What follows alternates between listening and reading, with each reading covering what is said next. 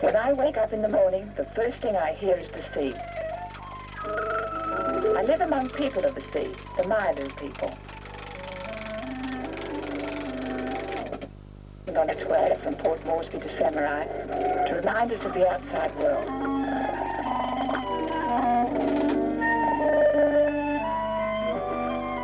A little copra boat calls now and again to bring us mail and supplies, but apart from that, nothing seems to have changed since the beginning of time.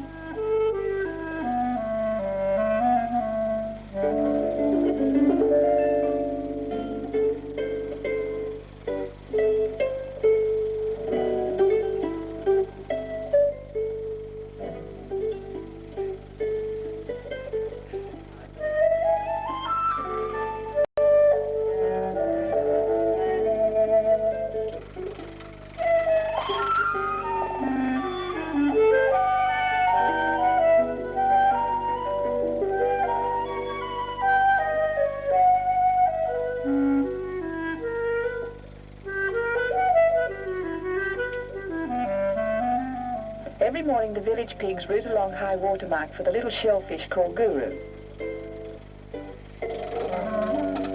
At low tide the women go out on the reef to collect little fish caught in the coral pools. Their day starts early so that they can rest when the sun gets hot. And my day starts early too. I'm on my rounds. I'm a nurse for the London Missionary Society. My name is Doreen Park. My assistants are Mary Cowley and Imawee, both born here. I run a little hospital at the mission station. Mary and the other girls live with me there and train.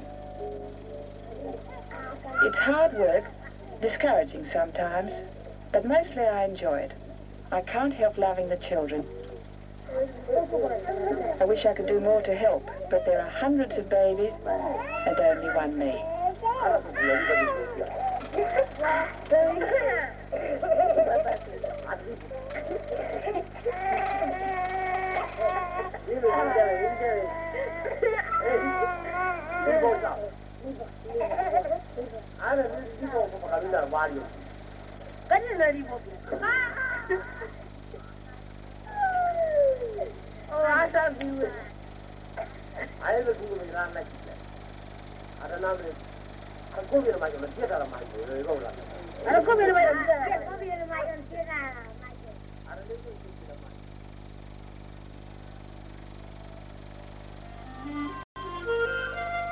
In the old days, the Mailu people used to sail their big canoes for hundreds of miles across the open ocean to trade, sometimes to make war. But nothing could be less like war than the service at our mission station, Iruna, on the mainland.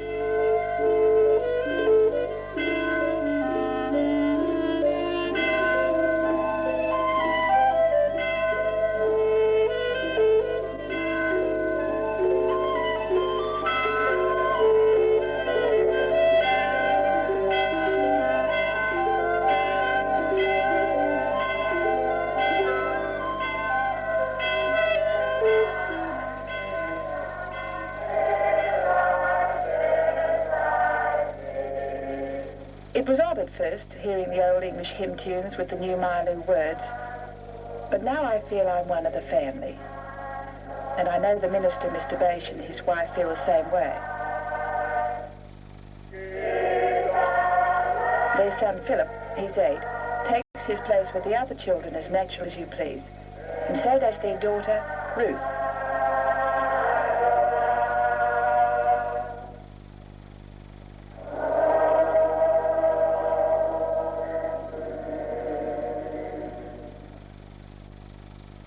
It's a Papuan service.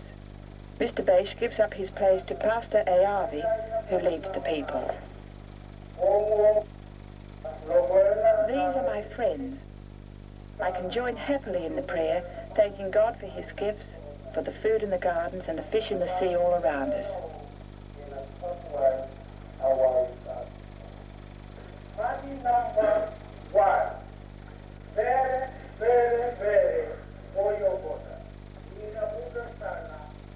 Some of the islands are too far away for the people to come to the service at the mission.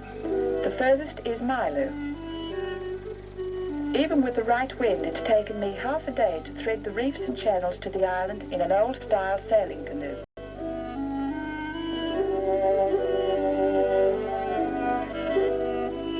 Mr. Bache has fitted an outboard motor to his canoe, so it only takes him half an hour or so to go past Daraworo and on to Mailu. I've made this trip often, and to me it's always strange and exotic. But to the children, it's just home, where they grew up. I suppose they feel about the coral the way I used to feel about the front garden back home.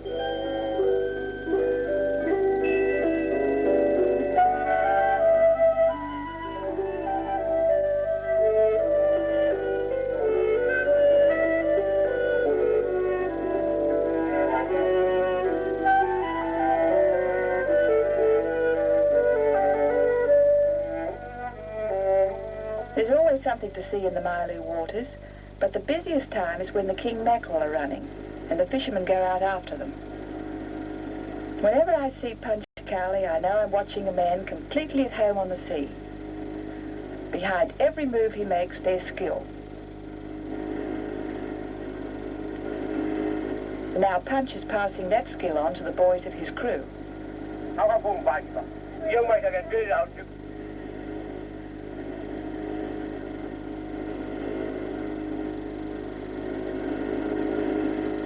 I've been on fishing trips, and it's wonderful to see how this man can tell just what the fish are likely to be doing.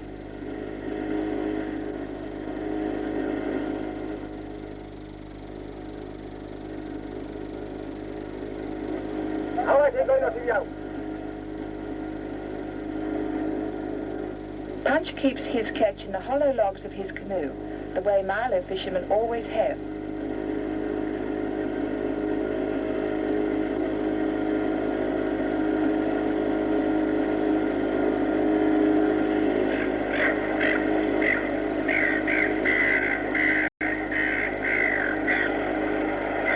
Seagulls are what the fishermen like to see. They're after little fish on the surface. And little fish on the surface usually mean big fish underneath. And that means good fishing.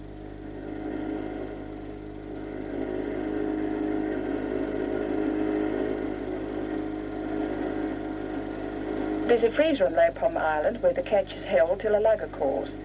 Then it goes to Port Moresby for sale. The people earn quite a bit of money this way.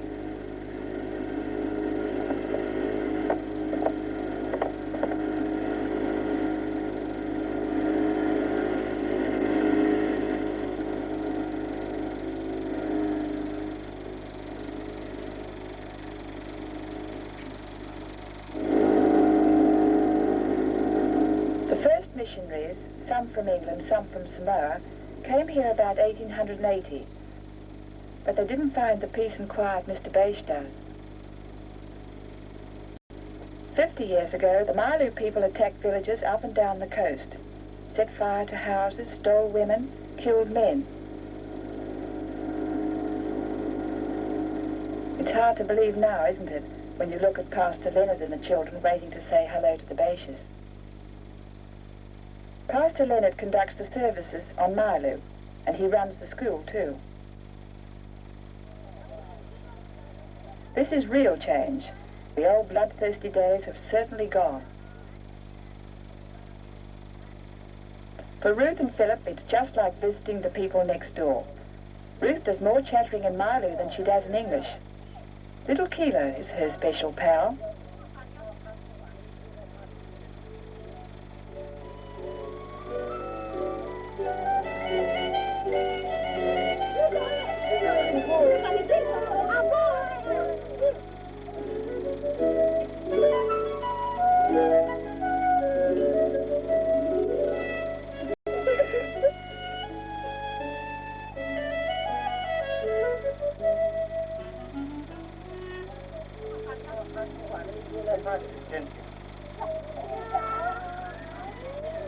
The family's getting dinner ready, and a very special dinner, pig.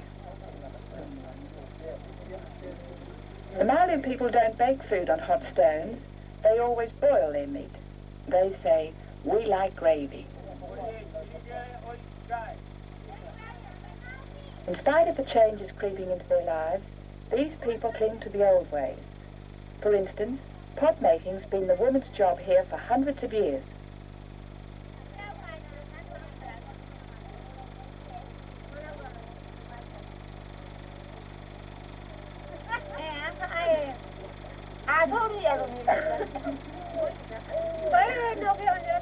They use a shell to smooth the inside of the pot and to draw the traditional designs. This one, called unclear, represents the sail of a strange canoe. The women burn a few twigs in the pots so that sudden heat won't crack them. Then they put them into a fire made with stems of the coconut palm. Once the people used to carry their pots on their canoes out into the Pacific, trading for food and ornaments. Now, of course, there are iron and enamel pots. But the Mailu people still say food is best boiled in a Mailu pot.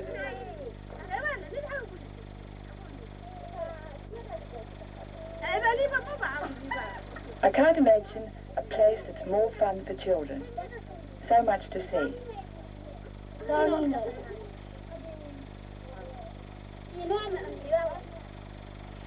Making arm shells is another old craft.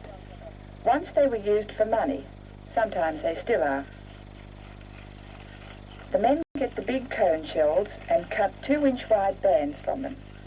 Then they polish and polish and polish until they've smoothed all the sharp edges and rubbed away every trace of colour.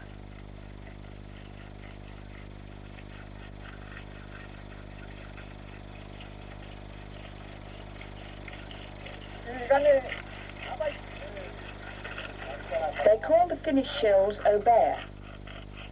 Once a man with 3 shells, big enough to fit over his elbow, could buy a wife.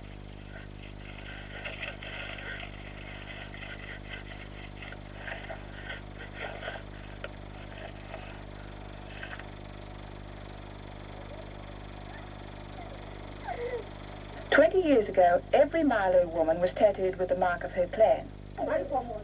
Very few are now, and I must say that I'm rather glad. But still some want to follow their mothers.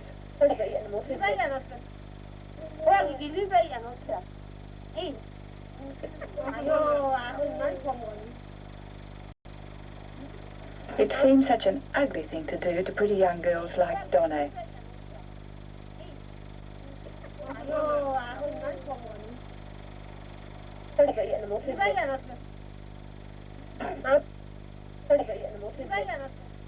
Like the patterns on the pots, the tattoo designs are traditional. Woa, they're called. They've been passed down from woman to woman for hundreds of years.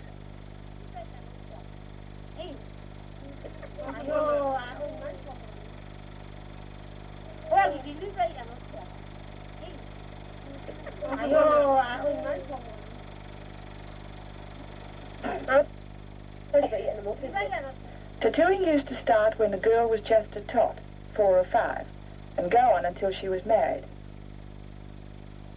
The pattern is painted on with charcoal mixed with water and coconut oil, and the old women drive it into the skin with a sharp thorn.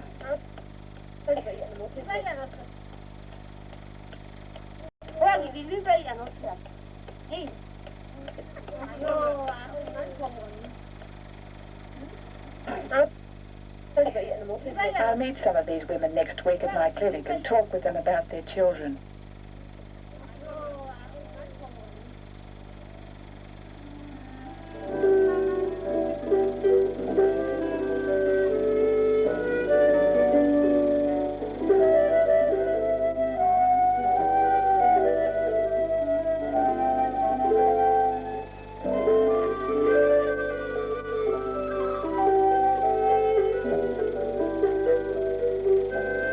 People often ask me, why can't we just leave the Mailu people alone? Perhaps I'm the wrong person to answer that question, because these people are my friends.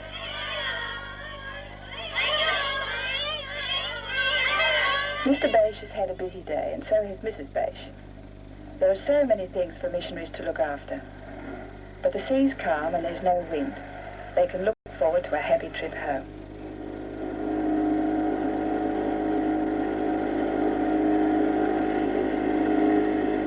Life in the islands you never know. This trip was different. Ruth, who'd been so lively and full of fun, wasn't well.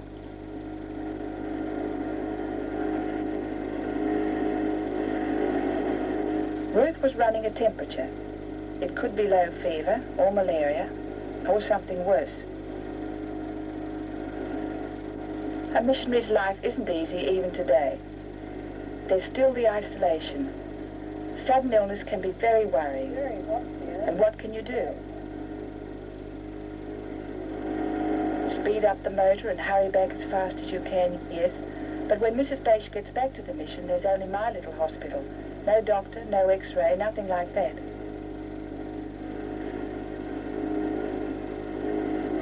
You're so much alone, out in the middle of the sea, while all around life in the islands is going on just as if nothing had happened.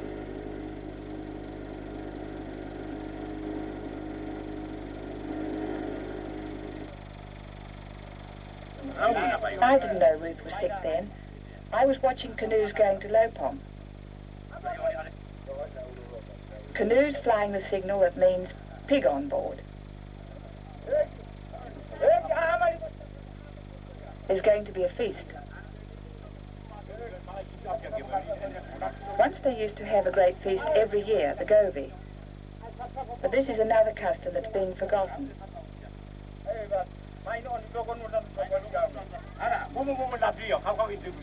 Even the older men like Cliff Ianamu aren't too sure of the rituals.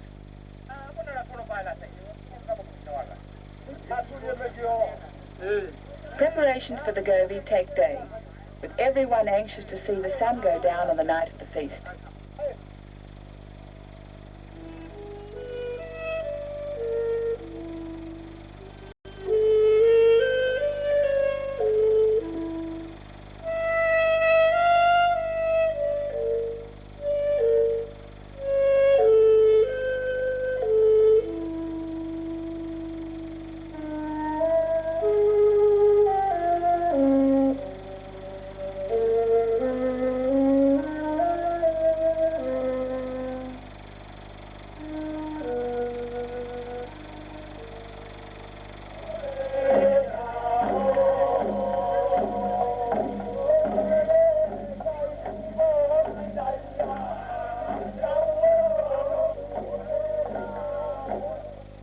Begins with a hunting dance.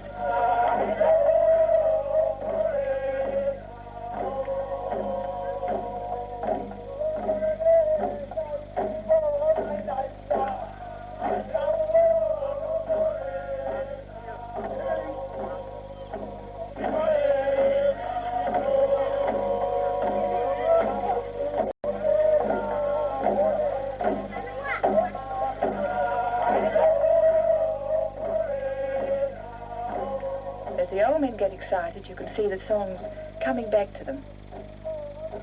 There are dances for the men and dances for the women. I'd love to know the stories that dances tell, but even the people themselves have forgotten them. But they haven't forgotten the Govi. Its traditions are handed down from one master of the feast to the next. The Govi is the dance of the mating of the bird of paradise.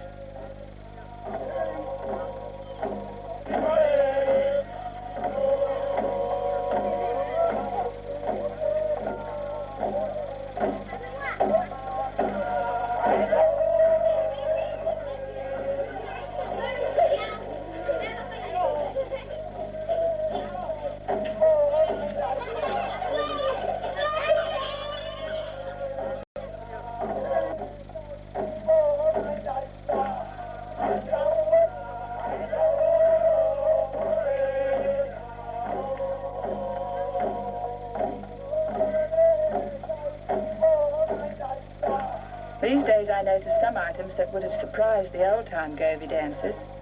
Tea and sugar, flour and tinned meat.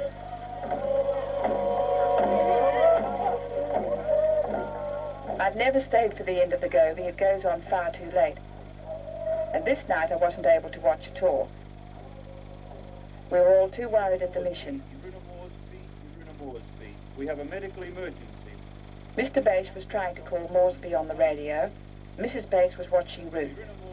She was quieter, but she had been delirious and her temperature was still high. I couldn't help thinking of meningitis.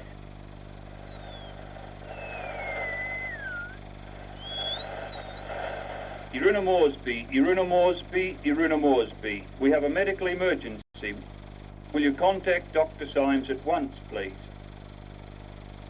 Iruna Moresby, Call Mrs. Iruna Beige. Moresby. It's never easy when someone is ill, but when you're isolated, nothing you can do, and it's a child, it can be terrible. Moresby. Moresby, we have a medical emergency. Will you contact Dr. Symes for me, please? Over. All through that long night, Mr. Beige kept trying to raise Port Moresby. Iruna to Moresby, Iruna to Moresby.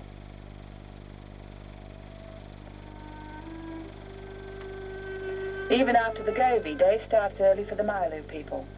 Everyone had been up all night. But in spite of that, Punch had his canoe out at first light.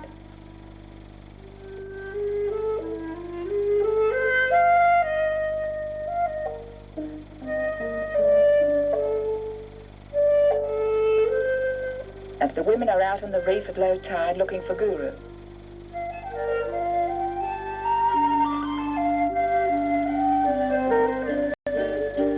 The people who'd come for the Govi were starting on their way home.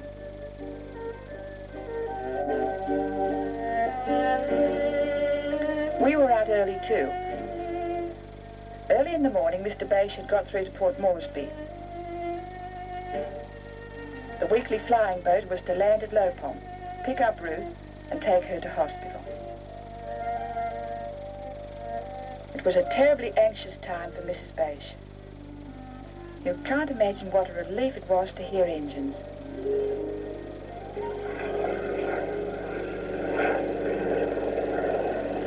Only a few hours ago, someone had heard Mr. Beige through a crackle of static in the air. Now help was only a few minutes away. It seemed like a miracle.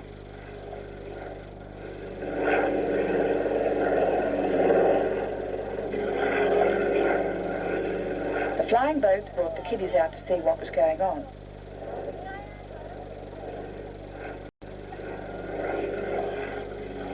As it came into land, we all held our breath. It was the first time a flying boat had landed at Lopom. Suddenly there seemed to be so many things that could go wrong.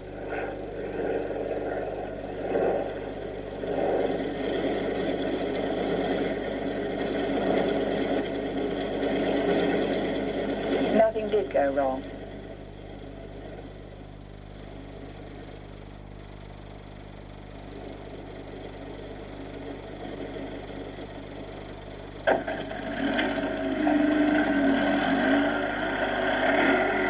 Mr. Beige had his canoe on the move before the flying boat stopped.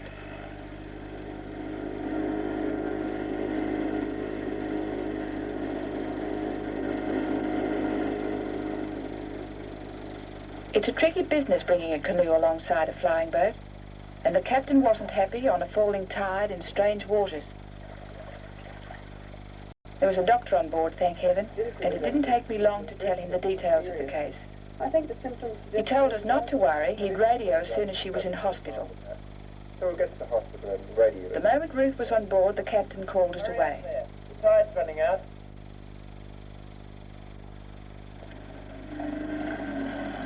It was such a shame Mrs. Beige couldn't go with Ruth, but that's a missionary's life. You have to stay with your work. And life on Lopom, it goes on just the same.